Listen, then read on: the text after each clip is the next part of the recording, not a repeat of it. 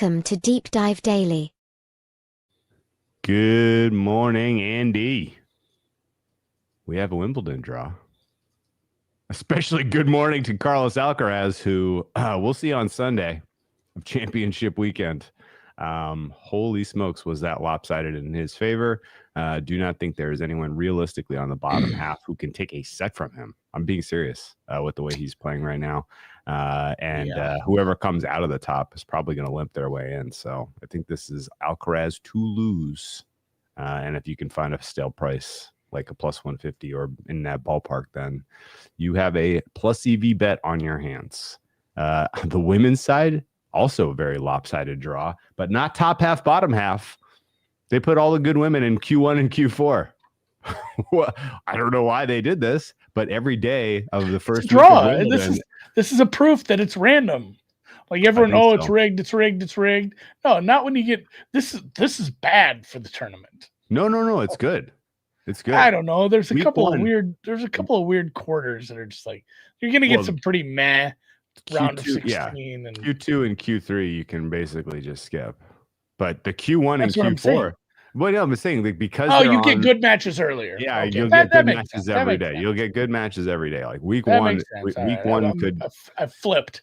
Like I won't say with high confidence that the best women's match is going to be in week 2. It could be in week 1, right? Like that's very, very possible, and that's rare. So yeah, exciting. Knowing that I ran to bet on the women's side because like it is just going to be a battle of attrition and who comes out of Q1 and Q4, and then both of those women could win to just surprises in the semifinals to more rested players in Q2, Q3. So Mira Andreeva got a little bit of a soft draw, but she has been playing very poorly on grass. So I do not know that she just flips some magical switch and is good.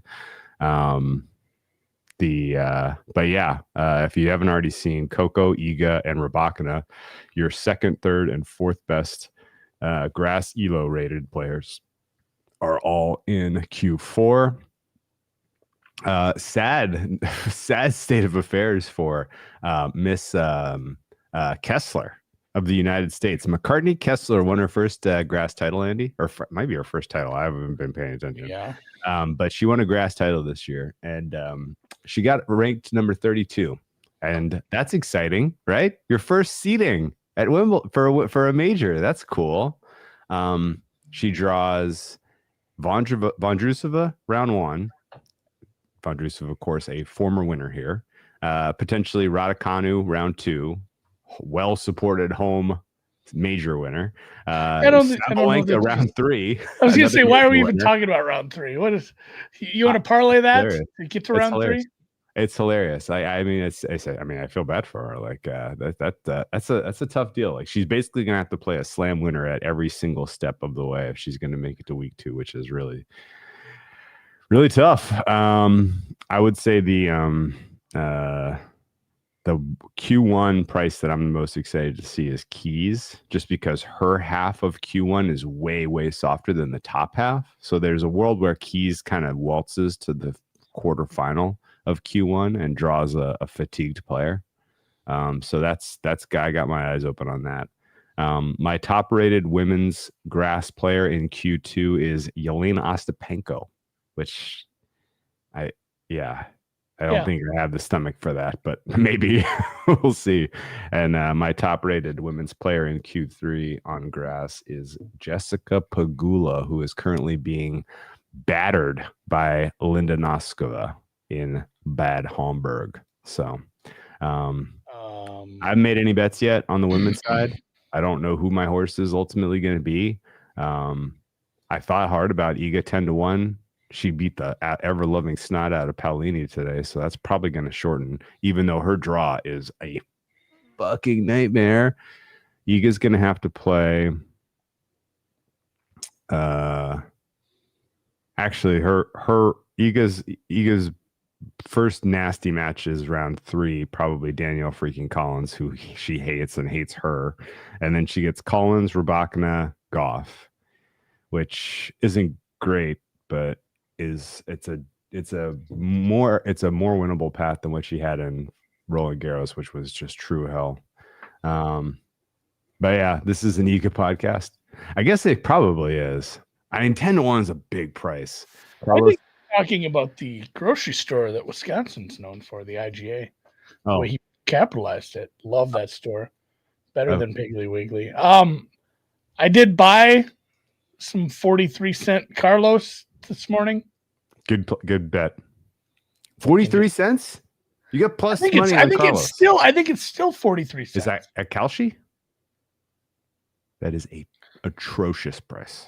That is anything. It was minus money before we knew that this was going to be a lopsided draw. Anything under 50 is probably anything under 55.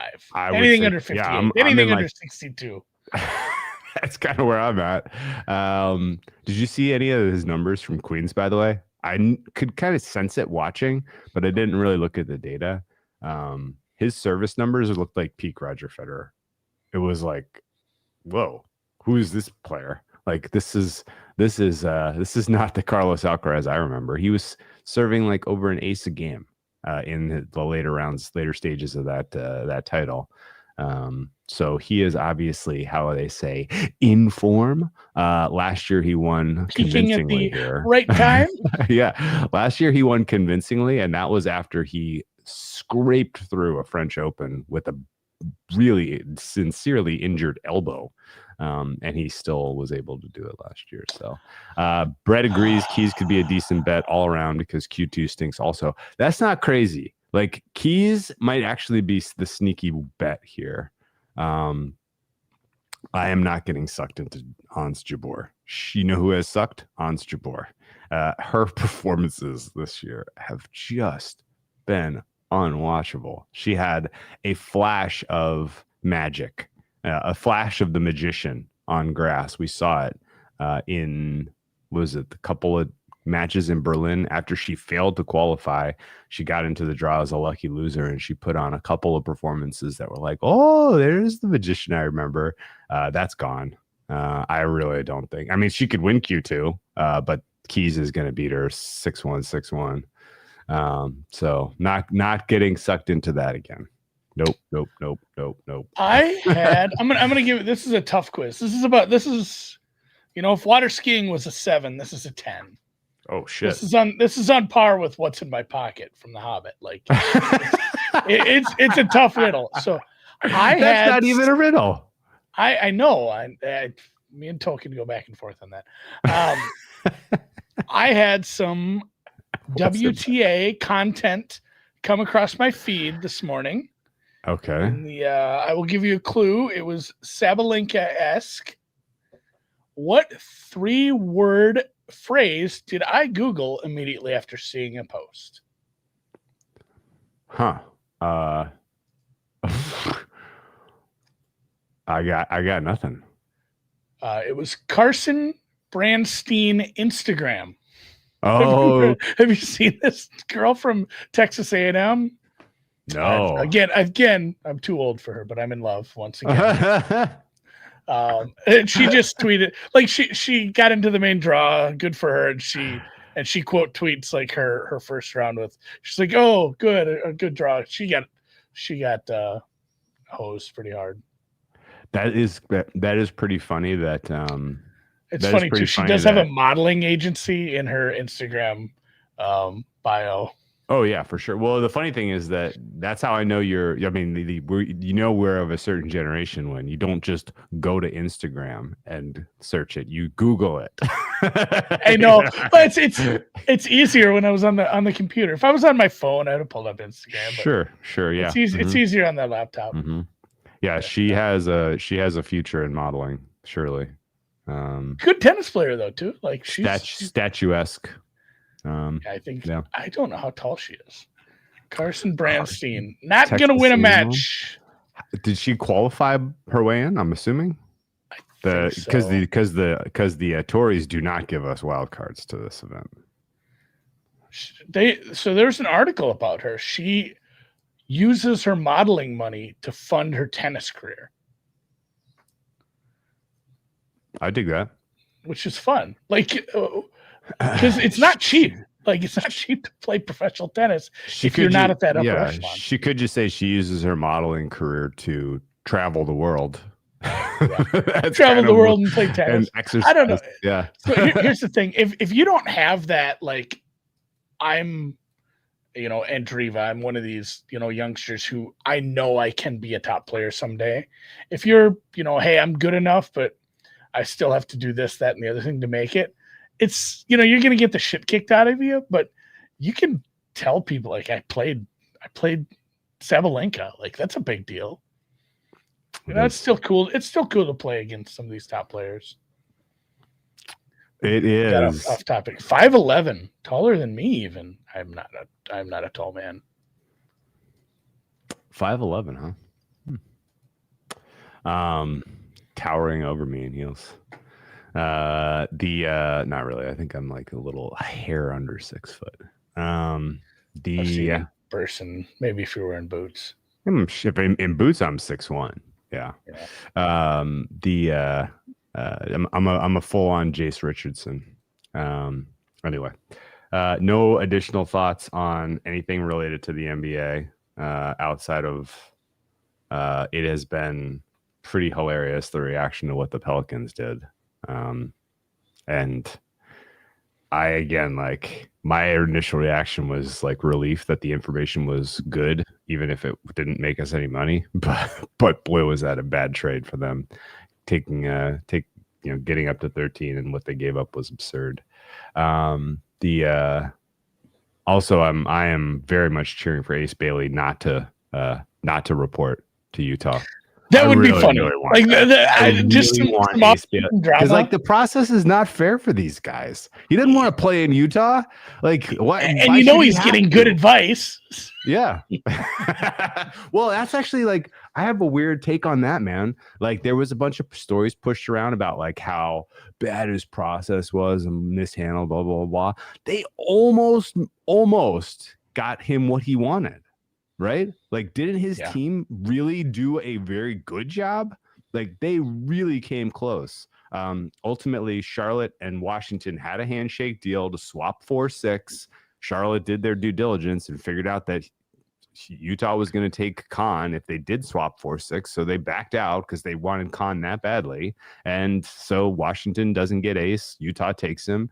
And I mean, they came very close to affecting the outcome that their player wanted. So like why are we now kind of acting like this was poor, bad management, badly handled? Like am I wrong here?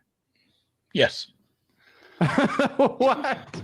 Well, if he doesn't deliver, he should have just been a good soldier and gone to the team that took him, and just he should have gone into the process and tried to prove that he was the third best player and get taken third. Like that's not like I don't think he's ultimately best served in his long arc of his career if he's stuck in Philly with no ability to be. Nick Nurse isn't going to get him the reps he needs on this. Everybody in Philly's trying to save their job next year. Because if everybody got to go where they wanted to go, there'd be like 15 teams that didn't get any players.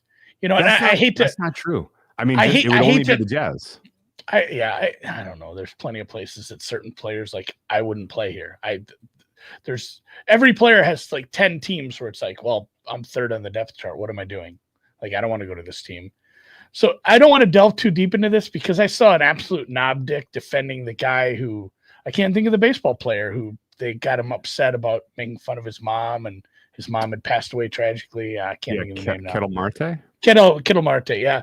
And there was people, an absolute idiot who was like, well, he makes millions of dollars, so we should be able to do this to him. Like, I mean, they should be able to, they should get booed, and it should be, there's fun ribbing, and like, yeah, they can put up with a lot for making millions, but you still don't need to cross lines like that. That's kind of fucked up. And that's what I'm saying. I don't want to go to that same place, but when you are one of the lucky people who have the skill and the path and everything worked out where you get to go to the NBA and make this sick money, it's kind of like have your cake and eat it too. If you get to just pick your team too.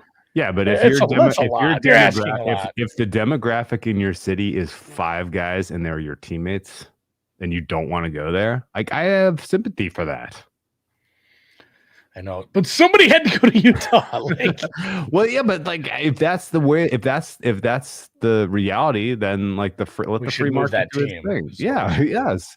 You know who wants a team? Seattle. You know who wants a team? Vegas. If the Jazz were in Vegas, I imagine Ace Bailey would not be holding a huge exception about going to play there. I don't know. True. I personally found the breathless pointing and shaming of the way that his team handled this and the inexperience and this agent, blah, blah, like all of that feels very like keepery to me, right? Like this is all like this is all bullshit outrage trying to keep a system intact when the system itself is not necessarily worth keeping intact. Other agents being pissed that they didn't get their opportunity to get whatever representation they wanted. Yeah, it's a game you have to play, and they lost. It's all gatekeeping. I thought his team almost got like no other way were they going to pull that off, and they almost did. And now I hope he doesn't report to Utah, and Danny Ainge can go fuck himself because I was that mad that he didn't. That he ruined my draft night. I know. I wish my exactas were looking a little better. I did the math. I made the cardinal mistake of doing the math of what would it have been. Yeah. Never. I really should not have. I really should not have. And for those reasons, I will be angry at Ainge and wish the Jazz nothing but pain for years to come. Anyway, my final mock draft is out for the NHL. I've gotten shit already from Vegas Refund on a couple. Like, what do you want me to just go chalk so you're happy? But it could get interesting at the top. There are some rumors flying around about how things are and it feels like it's been like that for I don't know, a month and a half, 2 months where we've had some people sliding around, but I still do think it is going to be Can you give me the top 5? All right, Islanders. They don't really need the defenseman. It's not the best to fit, but the gap between Schaefer and the rest of the field is big enough where I do think they take the defenseman, Matthew Schaefer. Right. And then this is where I went a little squirrely. I dropped Anton Frondell. I dropped him like the 5th or 6th last week or 2 weeks ago. I put him second to San Jose. There's a lot of talk that San Jose wanted to trade up. They wanted to get Schaefer. It's not working out. And they are just as enamored with Frondell as they are with Michael Misa or any of the other high-end centers, Desnoyers, Martin, any of those guys. So I put Frondell second, which is not chalk. Not chalk consensus. is very much no consensus, and chalk for betting is Misa, like minus 250. And then at that point, if Michael Misa falls to 3, Chicago probably just has to take him. He's a good fit to, pair up with their young Connor Bedard. That makes sense. And then this is not chalk either, but I still went with Hagens 4th to Utah. I consider that a spot just like the NBA. I wrote this. I'm like, just like the NBA, I think Utah is very much live to trade their pick, even though they can get a really good player there. So I think Hagens might go 4th, but it might be somebody else. And then I stuck Martone 5th. I know, McQueen top 5 would be nice. It's tough. There's just like 8 guys that could go 4th and 5th, and Martone, Desnoyers, Brady Martin even. I don't think you get another defenseman. I think Jackson Smith and Radim Murtka are still kind of in that spot where it's like Seattle, Anaheim, Pittsburgh, some of those players. But yeah, McQueen, O'Brien, Martin, Desnoyers, Martone, all of those guys could go 5th. And that's tonight, right? It is tonight. Somebody's betting all of your stuff as you're saying it. I'm watching the numbers flash on Bookmaker. That's fun. It was I don't know. I don't know if I do that. it was me. I did take flyers on Frondell dropping. I bet some Frondell 5 because that's where I've had him a few times, and somebody else confirmed that there's a chance he drops. He's really 20 to 1 to go 5th. I bet a little of that. But so basically you're saying if he doesn't go 2nd or 3rd, he could go 5th. I just think that Utah pick gets weird. I mean, he's 11 to 1 to go 4th even. 15 to 1 is a pretty nice number. I'm going to take some of that Frondell 5th. All right, let's get some chaos. Anything but chalk. Sounds good to me. Anything but truck. I did make pretty good money one year on like some random guy to go forth. There was a year that somebody, a guy, one of our friends, and I wish I remember who, but one of our friends came from the clouds and was literally like, "Here's the top 5," and it's not chalk. And there was a guy that was like 25 to 1 to go fourth, and I think that was like the last. That was like the last decent sized bet I got at BetUS. That was it, because I believe it was like, because it's summer. I'd hit like 2 or 3 golf outrights over the spring there, and then I think that was the icing on the cake. Real quick comment on the PGA. The guy I know the name of the guy at the top of the board right now, thanks to you, Potgieter. He's winning. South Africa's own Aldrich Potgieter, 12 under through 14. Tied with Chris Kirk, 1 shot over Hideki Matsuyama. Hideki has had a weird tournament, but he was our one and done this week. Oh, really? And then the news comes out, and it's like, oh, his wife is on the bag, and we're like, oh no, and he's like 2 over, and we're like, he's just punting this week. And then later it finds out it is not. It is a professional caddy who happens to have the exact same name as his wife. It's a common name apparently in Japan. So shame on the media. We were workshopping this, me and Cal. It's like, I guess all female caddies look alike, huh? Terrible. That's good. No, but good. Just weird, kind of a weird cycle for how that went around, because it's like about the time that we found out it wasn't his wife, then he turned his round around. And suddenly he's playing like amazing golf. Yeah, and 7 under. He finished from that point 7 under, and he's 6 under today. So 13 under from the time where you were ready to think he was mailing him. This was the number I got. I got Posty at 150 on bookmakers. That would be, there's many a slip twixt the cup and the lip. But even if I can get a sweat, is Posty Potgieter? Potsy. Poston. Potsy is that's I call him Aldi Potts. Harry Hall is having a nice day. I have some Harry Hall at 40 to 1. Wow, I haven't heard that name in years. Harry Hall. Yeah. Care to see the Peaky Blinders. All right. What are you getting up to this weekend, man? Water ski days. Okay, cool. Kids want to go do that. My daughter wants to meet some friends up there. That's awesome. Wait, I missed that entirely. That was why that came up. It's just like their town festival is named Water Ski Days because they invented water skiing. So there's water ski shows, there's a carnival rides, food. Are you gonna get to ski? They never have. Have they ever tried? We could. Oh man. Do they do the water ski with like the pyramid of people? I have no idea. Do you know what I'm talking about? Yeah, I've seen that shit out in like Wisconsin Dells. You have? You've seen people do that? I've seen like the water ski show.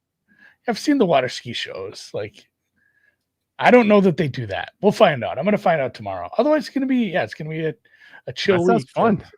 That sounds really fun, actually. Did you know that there's my spinach is done? That's been kind of the highlight of my week. It's spinach is ready. Spinach omelets, wilted spinach on sandwiches, fresh from the garden. Yes, excellent. I got a good pairing for you for spinach. All right, the funny part about real quick water skiing story here in Long Beach. Did you know that there is a water ski race from Long Beach to Catalina Island and back? They literally have cigarette boats tow someone on a water ski across the Catalina. I have no idea what distance that is. 26 miles. There and back, or 26 miles one way? 26 miles one way. So a 52-mile round trip from Long Beach on water skis behind a cigarette boat, like a Fast Boat Mojitos cigarette boat. So how fast is it? Like 60? 60, easily 60. Well, I know they can go a lot faster. I have no idea how fast. They're pulling these guys easily 60. Like if you fuck up, you could die. Like very, very possible. It is absolutely. That's what I'm saying. I know how fast those boats go. Yeah. I don't know what the safe speed is for. Yeah, this is how fast I can. No, river rats from all over the West bring their cigarette boats down and compete in this and have a big party down at the waterfront. And the winner gets their name like in a little like a plaque that they put on in the Shoreline Village pier. down in Long Beach. So I think that's probably this weekend. It's not. This is weekend, very God. What's the snowboarding movie? Out Cold. It's very. It has that feeling where it's like skiing down the mountain with a beer. We do this once a year, guys. It is a very movie. Yeah. Like. Are you ready? The 76th Catalina water ski race will be held on Saturday, July 26th at 9 a.m. in Long Beach Harbor. It is a 62-mile round trip from Long Beach to Avalon and back. That is absolutely killer. Catalina water ski race. Let me see speed. What's the speed record? Maximum boat speed is 100 miles an hour or greater. Oh my God. Oh my God! Can you imagine being pulled behind a boat at 100 miles? Hitting that water if you lost my God! Ski, oh my God! It's cutting you. Like, you're dying. I think.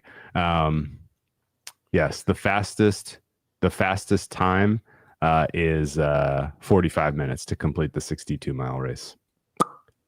Bam! Wow! How killer! Dangerous. All right. That's like 45 minutes to do that.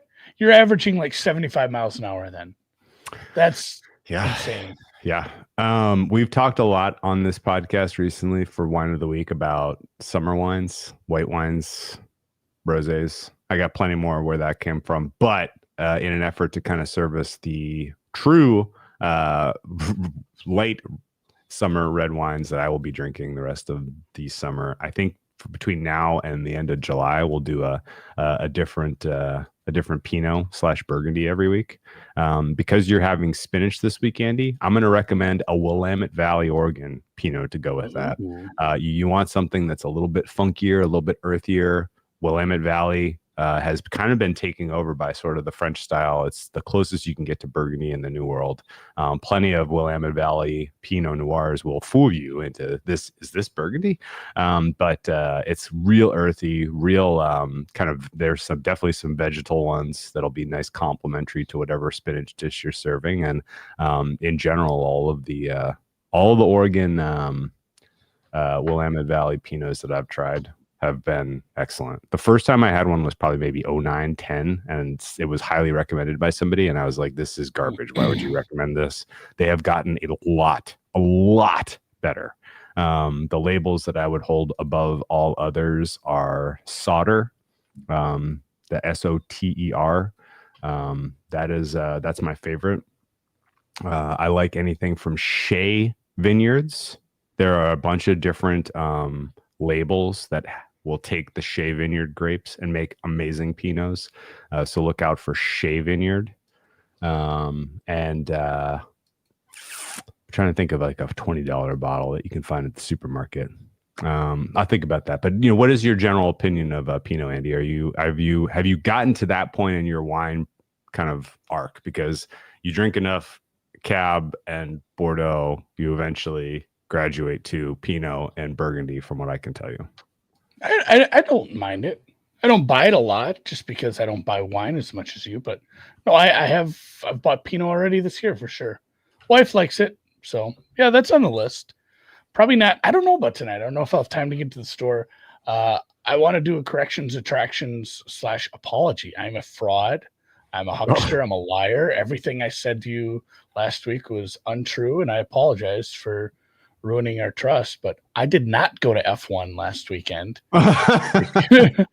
because I went to pull up tickets. It didn't come out last weekend. It came out this weekend. So I was all pumped to go to this movie in IMAX. I'm like, why can't I get tickets for today? This is stupid. So going tonight instead. Incredible. That's killer. But yeah. If you're looking for a cheap Oregon Pinot, Trader Joe's has some really, really good ones. I would recommend going that route. I know that betrays the trust of our friends over at Total Wine and More, but they have some really nice Pinots. And let me look at let me tell you the name of the sub appellations that I look for in Willamette. The Dundee Hills. If you see Dundee Hills on the label, that's going to be good.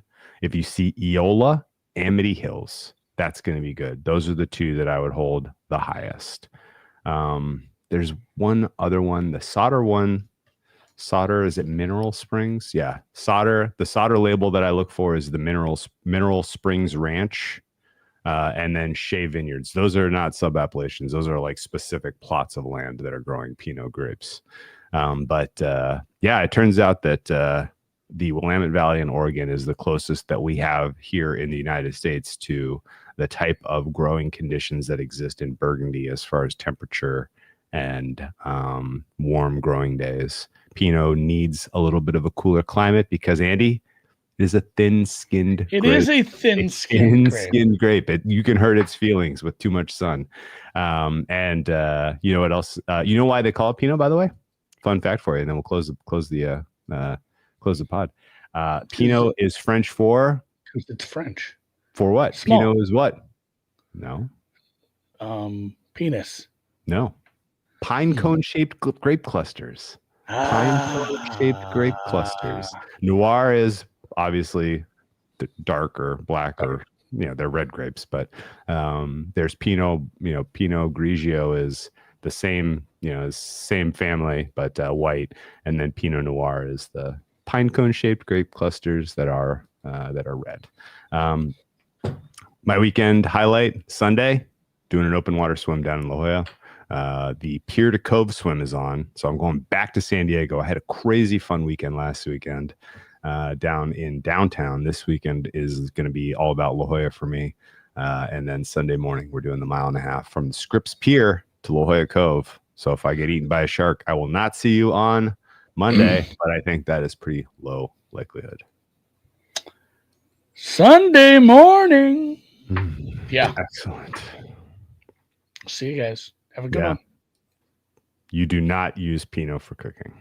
It is the wrong choice. You want something full-bodied and robusto. Pinot is structure, it's aroma, it's light-bodied. It's absolutely. I generally don't even really prefer it with food that often, but the Willamette Oregon Pinots do well with food. When I am cooking, if I'm deglazing for white, it is a Sauv Blanc every time. Nice and dry. Yeah, and when I do red, when I need a red wine, it's usually just garbage red blend. Cheap. Hell, your Table red. $8 blended red. Rex Goliath Merlot.